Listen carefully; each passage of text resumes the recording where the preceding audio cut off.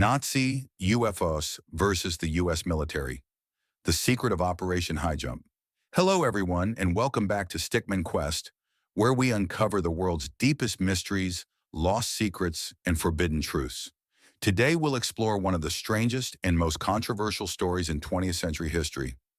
Operation Highjump, the U.S. Navy's secret expedition to Antarctica, where they may have encountered flying saucers built by Nazi Germany. Is this just a myth born from Cold War paranoia, or could there really be something hidden beneath the frozen continent? Let's find out. Part 1. After the war, a new mystery begins. When World War II ended, the United States launched Operation Highjump, a massive military expedition to Antarctica led by Admiral Richard E. Byrd.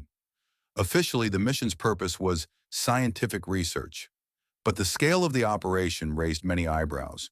Over 4,700 men, 13 warships, and dozens of aircraft, all fully armed and combat ready. Why would a scientific expedition need a small army and a carrier group? Declassified files and rumors later suggested a hidden goal: to search for secret Nazi bases in Antarctica. Bases that might contain advanced weapons or even unidentified flying objects. Part 2.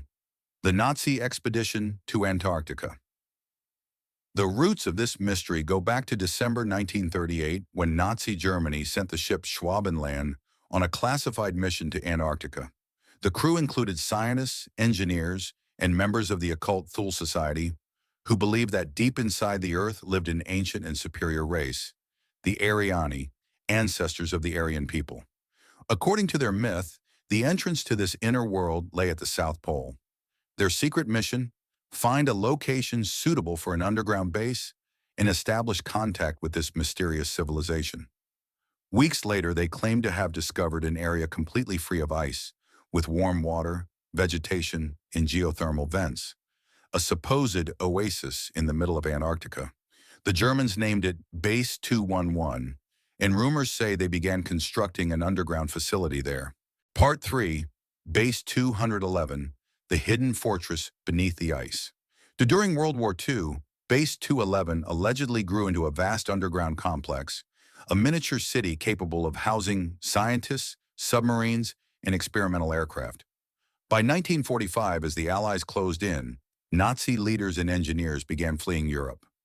Among them was Hans Kammler, head of Hitler's secret weapons division, and the man behind the V-2 rocket and rumored flying disc projects. Kammler disappeared in April 1945, and not long after, UFO sightings exploded across South America, especially near Argentina, a country known to harbor former Nazis. This fueled U.S. intelligence fears that the Nazis had escaped to Antarctica, continuing their experiments far from human eyes. Part 4. Operation Highjump begins. In December 1946, Admiral Byrd led his massive fleet to the icy continent. The mission was planned to last 6 to 8 months, but something went terribly wrong. After just 40 days, the entire operation was abruptly terminated, and the fleet was ordered to return home. Officially, the excuse was bad weather, but eyewitness accounts tell another story of strange sightings, aircraft lost, and unexplained casualties. When Byrd returned to the United States, he made a chilling public statement: the United States must be prepared to defend itself against enemy aircraft that can fly from pole to pole at incredible speeds.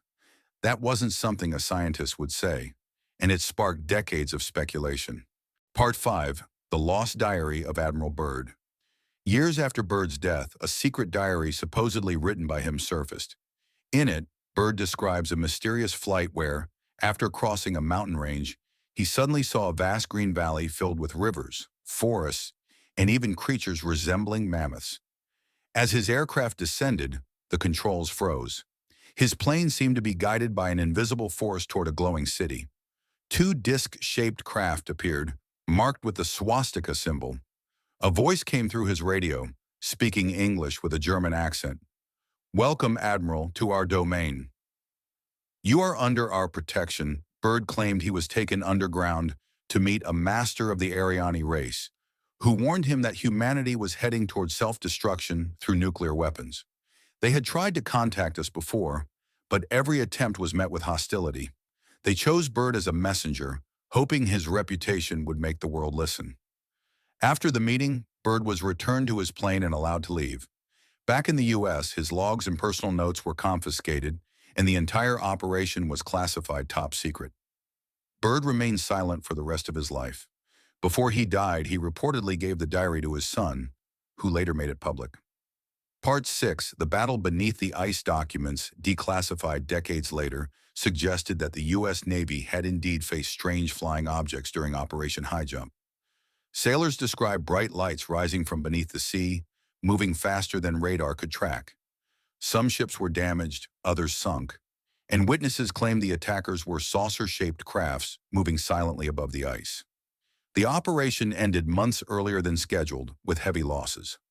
Many participants later refused to speak about what happened, while others claimed that these UFOs were not extraterrestrial, but human-made remnants of Nazi technology.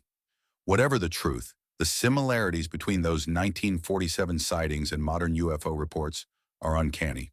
Part 7, Fact Fiction or Cover-Up. Skeptics argue that the Byrd diary is a forgery, possibly written by believers in the Hollow Earth theory. Some passages in the diary appear copied from the 1937 film Lost Horizon, which features a pilot visiting a hidden utopia and meeting a wise master who warns humanity against destruction. Historical records show that the 1938 Nazi expedition was real, but its purpose was whaling and resource exploration, not building secret bases. No evidence of Base 211 has ever been found, and much of the story comes from post-war conspiracy theories. However, a few facts remain unsettling.